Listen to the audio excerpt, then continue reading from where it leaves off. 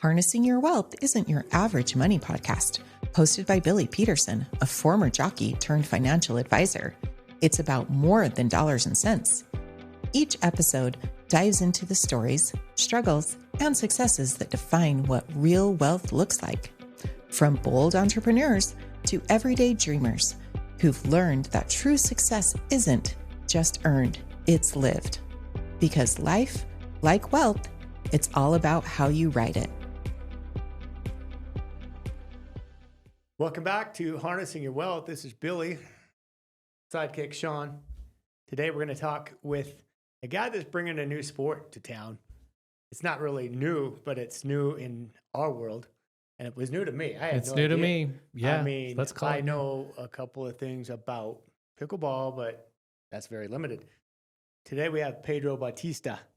And Pedro is originally from Venezuela. And he kind of got involved in a new sport, in this sport we're talking about called paddle. Pronounced any way you want. Spelled P-A-D-E-L. And he brings this sport here to our local community, Salt Lake City. He and his father decided to open up a paddle club. Is that what you call it? Yes, paddle club. The first paddle club in Utah. Yes. Really? Mm-hmm. Oh. So how did you guys decide that this is something you wanted to do and that there's actually a business model behind it? Yes. So primarily since I am from Venezuela, my family lives in Miami and I have family in Europe as well. I always knew how big the sport was around. And it got to the point on my career and my dad that we had enough funds to do something together. But we didn't want to do something that was already around. We wanted to do something new, something that people could attend, something that will help people be better. And that's when we decided paddle was the best fit, both financially and because of the sense of creating a community. So you could have started a pickleball court or pickleball club, but that's been done too many times, right? Exactly. And the other thing that why we decided to do it in Utah, it's because, for example, in Miami, you already have like 15 clubs maybe, or maybe even more than that. You have around 100 courts in Florida, if not more right now. So at the time in Utah, there were none. And this was, let's say, September 2024 when we decided to do something new. To do this, and there was none at the time, and we wanted to take that advantage of being the first ones. We knew there were more going to come. Just now, I think one opened in Orem about 3 weeks ago, Paddle Den, and there is more to come within this year, but we wanted to get ahead of them. I know cool. Shaun's dying to know what's the difference between paddle and pickleball and tennis, like all these racket sports. I need to know. I'm missing out. Yeah, let's put a little bit of perspective in relation to pickleball. Pickleball was invented in 1965, but in the US. Paddle was invented in 1969, but in Mexico. From Mexico, it went to Argentina, then it went to Spain. Then from there, it started to become a global sport. But if you compare it with pickleball is already huge in the US because it was invented here. Whereas paddle was not, but it is big everywhere else except here. So paddle is a combination of tennis and squash. Pretty much you have something smaller than a tennis court with glass walls around it. You have a net right in the middle, just like tennis. The ground, which not a lot of people know, is actually synthetic grass. It's not concrete. And the ball is like a tennis ball, but smaller. So it can bounce less within the walls. Just like squash, you can play it off the wall, against the wall. The scoring is the same as tennis, and it even has a similarity with pickleball with the serve, where it is an underhand serve below the waist. And the other great aspect of the sport is that it is a doubles game. You don't do singles here. That's another difference with pickleball, where you can do singles.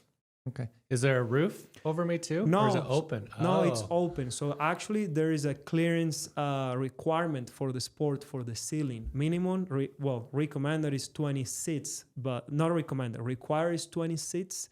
More than that is highly recommended. For example, we have 28 up to the structure and 30 up to the actual roof, which people use a lot. And the reason for that is because lobs in this game are critical. This is a game for the net. If you have two people at the net and I'm on the back, the only way that I have to push you back is to throw you a really nice lob. Okay. Which is, for example, why in Florida, in California, there is a lot of outdoor courts because you don't have any Don't have to worry about that. Yeah, it's even better. Yeah. Is your facility, is it indoor? It is indoor. Yes. Indoor. That's got to be a big building, right? Yes, it is. How many courts? We started with 3, and we just added a 4th one about 2 months ago, a month and a half ago, and it's about 20,000 square foot. In Salt Lake, you said? Woods Cross. Woods Cross. Yes. Okay. It's about 20 minutes from here. Yeah. Yes. Drive by it every day. Yeah. You'll have to stop. Maybe I'll stop. Is it busy? Is it? 4 courts probably booked up. Yes, during the night. It's a new sport, so of course there is challenges with that. I talk about what is paddle every single day, literally. My Uber, my barber, supermarket. We get people that just walk through the door thinking it's pickleball. Oh. We get calls asking to make pickleball corporate events, and we have to explain it's paddle. So that's a challenge, but it's also opportunity, right? So to answer your question, during the mornings, especially during the week, it's a little bit slow, but throughout the afternoon, let's say after 5 p.m., it's pretty busy. So people book and schedule the court for what, an hour at a time? What's the people that are new start with 1 hour, but really to play like an actual game, which is 3 sets, just like tennis, best out of 3 sets, is 90 minutes. It's the usual to play, or more than that. I have people that stay there for 5 hours. So really busy. What about like demographic? Is it young people, middle age, old? Like who's playing this? Everybody maybe? Mainly between 25 and 50, I would say. Okay. That's the main target. But we get people from all ages. Yesterday I had somebody that was probably around 68, and she's starting to bring her friends. Because since the ground is turf, it's not as hard on you. Yeah. And the other thing is the serve. A lot of people that maybe were pretty good at tennis or used to play a lot, they can't really do that overhand serve. And now they can, of course, it's much easier to do an underhand serve you can't for just them. Cram it down somebody's throat right exactly. there. Right? Yeah. Jump up and do an overhead body slam. Yeah. You got to do a little lob. A little lob, and then of course as you progress with the game, there's a lot of power that comes into it. But the good thing about this sport is that if everybody's the same like skill level, you're gonna have fun. Not if everybody's playing the same type of game, you're gonna have fun. Yeah, that's cool. A few more questions about the game itself. So there's no out of bounds apparently because you have walls. So there is the main rule of the sport is that the ball always needs to bounce on the ground before touching any of the walls. Okay. So if from my side I just slam it super hard and it touches the back wall, that's point for the other team. It's like an out. Okay. The other thing is that it can only bounce once on the ground. Okay. So if it bounces, hits the wall, and then hits again the wall on the same side, point. So you gotta be pretty quick. There is a lot of variables on the sport that you need to learn to master in order to get pretty good. But as you start, you get used to all of them. Yeah. What about? Yeah. I'm just trying. I've played pickleball, so I know I kind of got an idea of the court size. Yes. Is it similar court size? I'm just like in a I'm envisioning. I'm in a glass room. This could get wild. I want to say it's 20 by 10 meters. I can't remember honestly what pickleball is. It's bigger than a pickleball court for sure. It's got to be fast paced. I think that it is like a pickleball court if you count the outside of it. Yes, gotcha. Which sometimes taken into consideration of the court. So it's pretty big, but that's why it's a doubles game. Singles, you're running a lot, and you gotta get to one side because of the bounce. So professionally, you don't see singles. It's always a doubles, so you can reach to everything. And even with that, sometimes it's a pretty fast-paced game. Yeah. You can't go singles or doubles in this. No, you're saying? Only doubles. Only doubles. However, there's some smaller courts that they do for singles, but you don't see that at the professional level. It's more recreational. And you have to buy like a paddle because there's no strings on this thing, right? There is no strings. It's pretty. I was gonna bring one, but it's pretty firm and it has holes on it. But yes, we provide it with our rental, but you can also buy it. And price range for a racket is the same as any other sport. You have some that are $50 and you have some that are $800. No, so for a racket? Yeah, for a racket.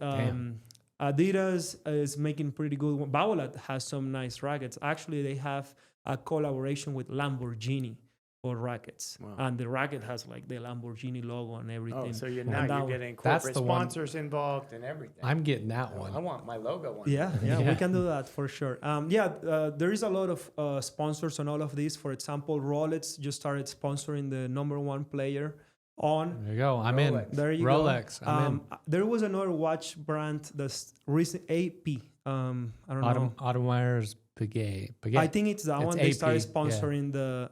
I think Tapia will be the number 2 player right now. The number 1 as well. So this is getting better. I had no idea this was even a sport, and now here I'm being Didn't told either. it. And you're starting to see big brands. Wilson, for example, is there. Babolat is there. Head is there. And now you're starting to Nike, for example, started sponsoring. I can't remember if it's number 8 or 9 on the top 10 players of the world. He appeared recently in a match with Nike shoes that they haven't released. So they're definitely getting there for sure. Compare this to pickleball as with regard to size and money involvement and tournaments, and so how do you rank these? Yes. So pickleball right now is way much bigger than paddle. I don't know exactly the trajectory of pickleball to be in the Olympics, but paddle is looking to be in the Olympics by 2032, so it's gonna get there. Right now in Utah, there is only gonna be around 22 courts. My club and others that are gonna open within the next 5 months. To put that in perspective, let's say that there is 2.9 million people living in the Salt Lake area. That's about 136,000 people per paddle court. In pickleball, I want to say it's 4,000 per pickleball court. So there's still a lot of room to grow, but also shows you that there is a lot of the people in Utah love racket sports. Why? I know maybe part of the answer to this, but why Utah? I know you said there weren't any courts here, so you're like, oh, there's the opportunity. But any other factors that went into why you chose Utah? One, while checking all the other states surrounding Utah, there were already clubs open in Vegas, for example, has had one for a couple, I want to say, I don't know exactly how many years, but more than 2 years for sure. Arizona now has 2 clubs. Colorado has 4 clubs. Wyoming put the first 2 paddle courts in at the Yellowstone Club. So you were seeing that all of these states surrounding Utah were starting to grow. And on top of that, doing some research, I saw like a franchise that it's called Conquer Paddle. It's actually going to open this month in Lehi, Utah. So you see all of these people coming here. And the other aspect of it is that paddle is a community sport. Since you always need 4 people, you always need the paddle club needs to do the work for you to meet others, because if not, you can't play. And Utah is a really family state. So that only helps to that. People like to play together. People are social. People are active. They ski. They do hiking. They play a lot of pickleball. So it really fits with the target audience of paddle. How do you help market this? Because again, I didn't know about this. And I'm probably similar to a lot of people that are just getting exposure to it. And maybe this podcast will help open some doors for you. But I'm interested. What are you guys doing now? You know, it's one thing to just build something, you know, fill the dreams, you know, build the field and they will come. Yeah. Is that what you're doing? Or how do you get the word out there to tell people, hey, there's a great sport that you're missing out on? Yes. So I'm doing everything I can. Pretty much I'm going, for example, last week I went to 2 schools for an entire week. I went on the recess. That's probably around, I want to say around 1,500 kids that I gave a racket to them and play with them on the recess every single day. After every single match, I will tell them, what's the name of the sport? And they will say, paddle. Okay, it's not pickleball. And they will go home. And then that helps a lot. It's pretty organic. And then I'm going to school again tomorrow, newspapers, Instagram, TikTok, anything that I can do. And I'm talking about it like crazy every single day. But it is pretty organic because even when people go to I have had, this is a crazy story. We did an event. It was a promotion for a Yelp, the review the review platform. Yes, Yelp. Yeah. They did an event there. Let's say that 20 people went, and then I start to check the socials of all of them. One of them, even after they left, they posted a picture and said, "Perfect day, pizza plus pickleball." Inside with a picture, burning you up inside of the club. So. It's a new sport, so it really takes a lot of patience, a lot of talking about it. It's gonna be years till everybody knows about it, but it's just part of it. Yeah. It's like a wildfire once it catches. I mean, pickleball had to start somewhere too. Yeah, exactly. Well, you said the pickleball started in the 60s. Like I thought it started 5 years ago. Exactly. Like I had never heard of pickleball until Now there's a 5 court years. in every There's a court town. down the hill here from us. There's one out in Roy, and they're all full, like and nonstop. And you're seeing signs that Utah is really going to be a leader on paddle over the years, because what a great indicator that a sport is growing is when they put public courts. And that already happened here. And I think I want to say it's 4 courts in Utah City, over in Utah County.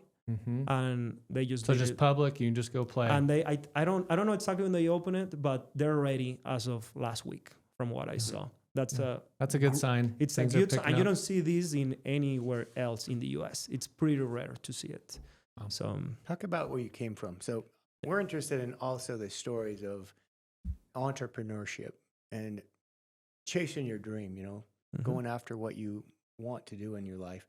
Could you have done this in Venezuela? Probably no. Well, let me start with my story, and I will say why not in Venezuela. I left Venezuela when I was 18 years old. My father is American. He was born in Puerto Rico. So since I was born, I knew I was going to come study to the U.S.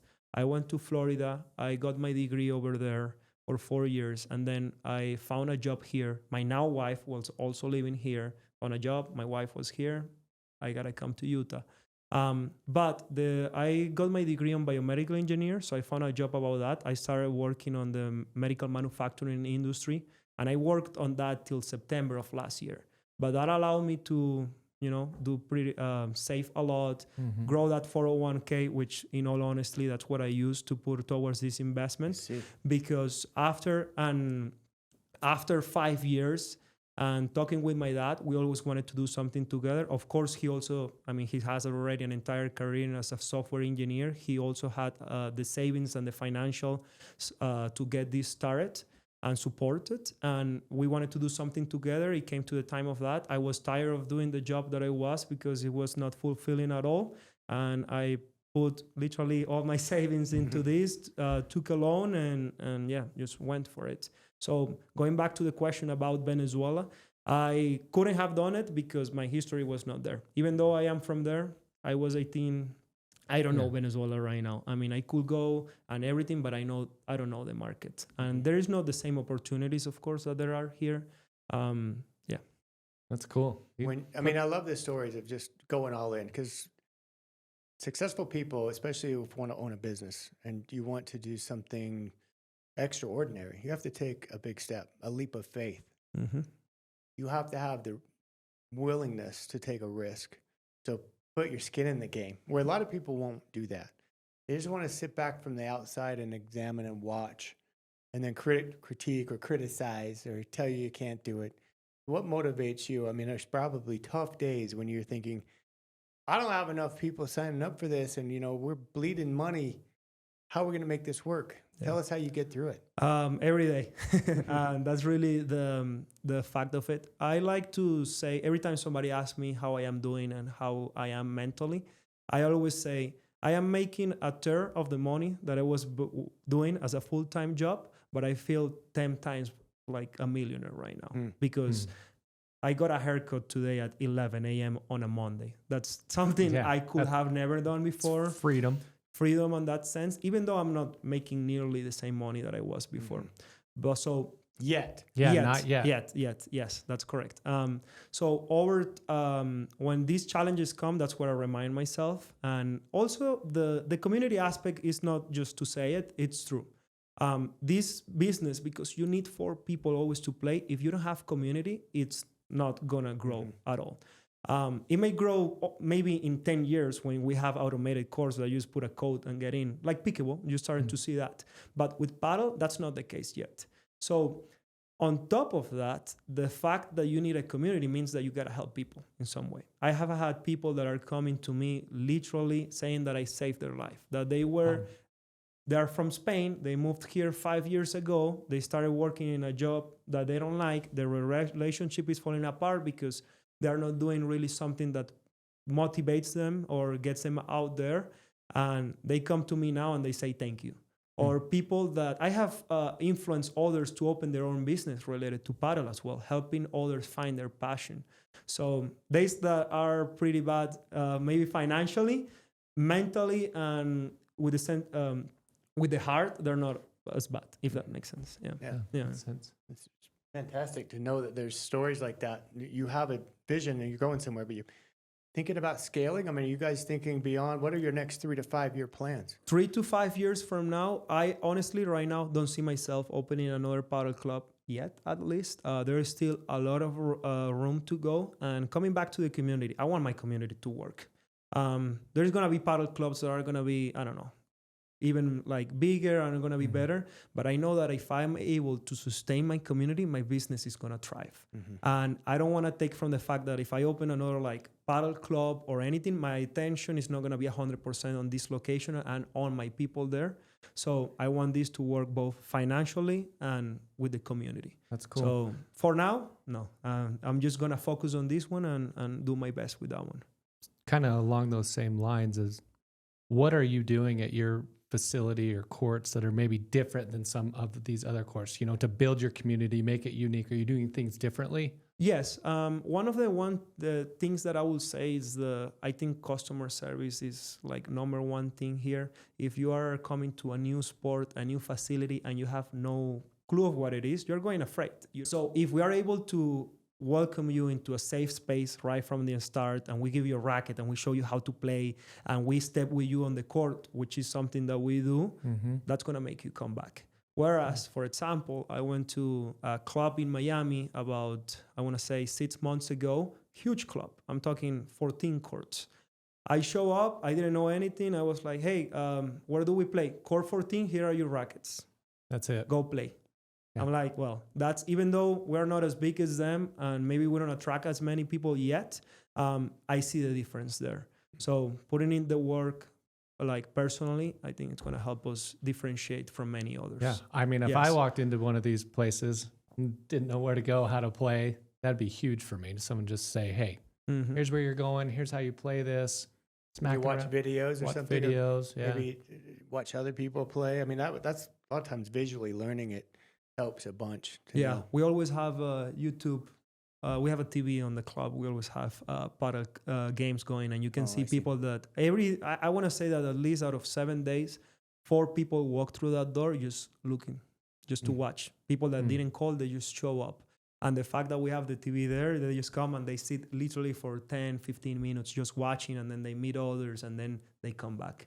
So, yeah, pretty important. I'm curious if there are maybe other offsets of this, for people just having a membership, for example, your club. What other services or capabilities do you have as a business owner that you might generate additional revenue from this? Have you guys thought about that? Yes. So right now, the only income that we have is from reservation, private lessons / group classes. We're opening a summer camp. We also have a pro shop that we sell rackets, gear, and stuff like that. We have the forecourt, which we added about a month and a half ago, was because we didn't have a private space. So our idea with this private space is for people to be able to do, for example, corporate events, birthday parties. We can close it out, so we can really separate that court from everything else, and you have your own TV, you have your own music. So the idea is to potentiate that area for it to be like even another, it's like an event facility where you can just rent that space. And over time, we want to like a cafe / smoothie bar where you can just come and get. That's something you have now, or you? No, we don't. But over time, that's something we're definitely adding, because again, is that what can I do for you to stay longer and have a better time? If you don't have food there, that means you have to go somewhere else food. Yeah. It's like, I think they call it third place, work, home, and then a third place. We want to be that. Where you go, play, you are done. Oh, I'm hungry. Actually, I'm going to get a smoothie here, and I can stay longer. And maybe by you staying longer, you meet somebody in the line also trying to buy a smoothie. You start talking with him. You play the next day. And then we have way more matches than only 2 different people. Place to hang out, right? Place to kind of mingle and socialize. Yes. I've found, I've been in athletics and sports pretty much my whole life, involved in some level And I found that if parents have their kids involved, Mm-hmm. that's when you're going to see a huge portion of it. I mean, Shaun, think about you. Well, when you What's said what you're spending on your kids. I in know sports. where it's going. Yeah. But when you said summer camps, I'm just thinking, oh, kids, because Kate's always, thanks, honey, trying to find things to do for the kids all summer. Get them out of the house a little bit. So if you can do tournaments, tournaments, think about new the, sport. age groups or whatever. I mean, boy, their parents will spend unlimited amounts of money for their kids to be involved, especially if it becomes real competitive, and then they can see their kid's name in the winners column, or there's prizes to win or accolades. I mean, I know I've been involved in baseball and softball with my kids, and what we spend on not only equipment, but the travel, the entry fees, Everything. just everything. You know, you start thinking about what's possible with sporting events. Mm-hmm. I don't know. That's just Yeah, no, definitely. thoughts. Talking about tournaments, we're definitely we'll do tournaments every single month. We do league, we do social nights, we do everything. And now we're starting to get into the kids. At the beginning, our thought process was that we needed to get first the parents in order for them to show it to them. And that's exactly, and it's working right now. We just opened the summer camp, and I already have 4 or 5 parents that play all the time. And they're like, Bringing they the already kid. signed up for May and June. So it was just a strategy of getting them first really worked. Yeah. Yeah, go ahead. Hard to find instructors. No. No? Maybe right now, well, it depends, because right now that the level is so low, a tennis instructor, for example, will do. Well, actually, 3 of my coaches are tennis instructors. So there's some crossover there. Yes, absolutely. would So, make sense. for example, they on their own, they are sponsored by Wilson, so with their tennis club, and Wilson is now offering certifications for paddle, and that's exactly what they did. As soon as I opened my club, they reached out to me because they already had the certification, and they were like, "Okay, we want to work with this." I see. So, but now. What I was trying to say at the beginner level, yes, there is coaches, but I don't know if we have coaches that are able to train more advanced players. Oh, Definitely I see. beginners and intermediates, because there is a lot of crossover, but the game is totally different at the advanced level. So that's where I would like to say that you're going to start to see coaches coming from like Spain, Europe, and things like that. They're starting to bring them. There's clubs that are financing, paying for people to come from other countries, paying their visa and things like that. Wow. Yes. Could you sell sponsorships? Yes, absolutely. People put their Absolutely. banner up on the wall somewhere. Mhm. Yeah, absolutely. You see it all over the world. You see for example, the forecourt, as in the dealership, Toyota Court, Kia Cup. Start to see all of those things, and you see names of restaurants, names of insurance companies, names of everything on the courts, because the glass. It does a really good job for advertisement, because the whole core is glass. So if you can put the sponsors every, 3 feet if you want on the court. Wow. So, yeah. Yeah, that'd be great. That's a good, eyeballs, you get a lot of eyeballs, you're selling it, but are there places for people to observe these games? Yeah. Can they sit outside the court and watch? Yes. So at the club, we have like a launch area where you can just sit outside. We have benches around every single court so people can watch. And you're starting to see the sport at the professional level in arenas. They did one in Miami, New York, Brussels. They did one there was one yesterday in Paraguay where you had a whole stadium and the court right in the middle. Really? It's beautiful. Yes. So, and just talking a little bit more about the growth of paddle in relation to Europe, the number 1 player, which is from Spain, moved to Miami recently. The one that is sponsored by Rolex. So you're starting to see these trends of European players coming to the US, just like Messi with the Soccer? with soccer. Yeah. What is the average length of a game? Average what? The average length, how long does it take to 90 minutes. 90 minutes? 90 minutes. Well, depends on who's playing against who. Maybe 20 minutes sometimes. If you're playing me, Billy, it's 20 minutes. 20 minutes. Me over you? No. Yeah, okay. No, I'm winning. Yeah, it's pretty fun to watch too, I would say, because there is a lot of strategy. And if you are playing, you got to communicate with your partner. So that also helps a lot. You see a lot of marriage couples that go, but they don't play together because of that reason. Yeah. Yes. I So can it's see pretty that. interesting to see. Yeah. I am. That's Very cool. interesting. Do you play, right? Yes, I play pretty much every single day now. I would say 5 times out of 7 and maybe 2-3 times a day. Is for there? sure. Oh, sorry. Go ahead. Did you say something? No, I was. Oh, is there like a rank? Because I know in like tennis, there's a ranking system. Golf, I'm aware of that. So there's a ranking system. Is there one for paddle? Yes. So there is 2 main ones. Just like tennis, I think it's 1 through 7. I want to say it's one of them. I think my girls are just start. I should know this. Yeah, I think that's for pickleball. I want to say 1 Okay. through 7. It's same thing. And then there is another one that it's called World Padel Rating. That one's 1 through 20, where from 1 it's a completely beginner. 13 is like low competition, and from 13 to 20 is like top 200 on the world. Okay. So same thing. And there is a struggle there now because it's a new sport. So everybody comes and thinks that they are really good. really good. And because maybe they come from a tennis background, and of course on their first match they go against a completely beginner that has never grabbed a racket, and they're like, well, you put me here that I'm a 5, but I'm probably a 10. Not really. Yeah. You start to placing them with but people that have only played paddle for their entire life, and they will beat them. There's a ranking system then, and they can appeal if they don't like their number. And they appeal to me. No, you're not. Yeah. So is there a judge involved in these games or a referee? No, not at the recreation level or small tournaments. There is an organization called United States Padel Association, just like United States, USTA, which is United States Tennis Association.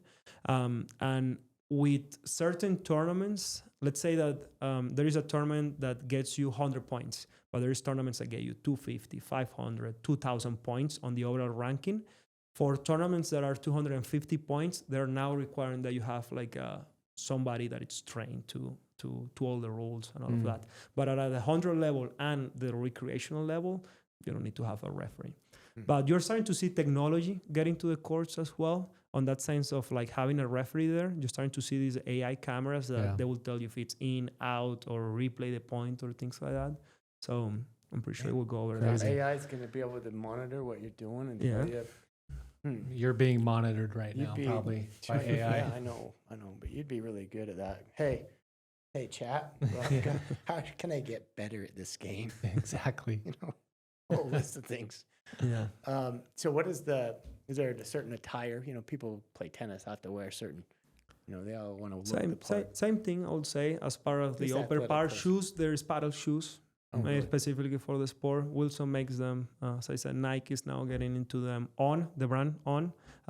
They also sponsor the #1 player. So they also have court shoes as well. I would say, I always tell people, before buying a racket, buy shoes. Okay. Because injuries.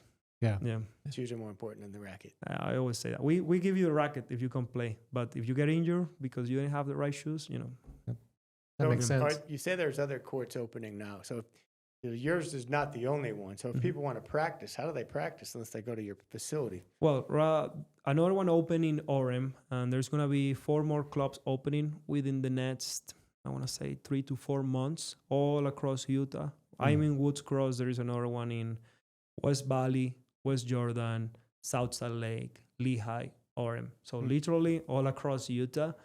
Over time, everybody's probably going to have like a court within 10 minutes of their house. That's the place to practice, yeah. I mean, that growth is still good for you, though. It builds that community, right? Absolutely. Yeah. Build the awareness. Yes, I will definitely lie if I say that it wouldn't worry me because I would love to be the only one for forever, but that's impossible, of course, unrealistic. But yes, I only think that it's going to help. Right now, I'm the only one paying for advertisement. If we have 5 more clubs, that's 5 times what we're paying, or even more what we're paying for advertisement. Yeah. That just gets more people. Maybe when I do my advertisement, I target somebody that it's in Orem, but they get to play there. But maybe when they do their advertisement, they still target somebody that it's in Orem, but has family in Woods Cross. Yep. Their family comes try me out, and then, But you see, for example, clubs like in LA, right now that it's growing quite big. They do these inter-clubs tournaments. That's really my dream. I really want to work with other clubs. You see these T-shirts that they have on one side, one club, on the other one, the other, and it's the LA Padel Cup or something like that. Yeah. So compete against one another, right? Compete against one another, but it's also collaboration. This week we play at my club, next week we play at yours, and the tournament, I don't know, we split profit and we do it at one of our clubs. It doesn't matter. But you see a lot of that relationship. Of course, I don't think every club is going to be willing for that collaboration, but at least I am. So You charge a monthly rate, or do you just charge per rental? same as pickleball. We do both. We have a membership and we have a rent model where you just pay per hour. How much is that? The court is $80 per hour. So if it's for people, it's 20 per person. 90 minutes is 30, which is what usually people play, but that includes rackets and balls. Well, that includes. Oh, Yes. Yeah. Not bad. Not bad. $20 for 90 minutes of entertainment. Say, I what do you take get? that. What do you get if you're a member, like monthly? Is that It- unlimited? It depends. We have different tiers. One, it's like students, 80. You play between 6 a.m. and 5 p.m. Monday through Friday. Outside of that, you get 50%. Then there is the most, not expensive, but the one unlimited one. It's $240. You play as many times, as many hours as you want. You have priority over other people? Who Yes, you get 14 days in advance for booking. You get 40% on discounts, private lessons, clinics, everything. Which right now, the advanced booking feature is not really something that matters here at least in Utah. But in Spain, for example, I had one of my members go there for vacation, and I text me, "Hey, how's paddle over there? I can't play. All courts booked for an entire month." Oh, wow. So, yeah. Over time, that feature is going to really be great. helpful for people. Yeah, be valuable. Yeah.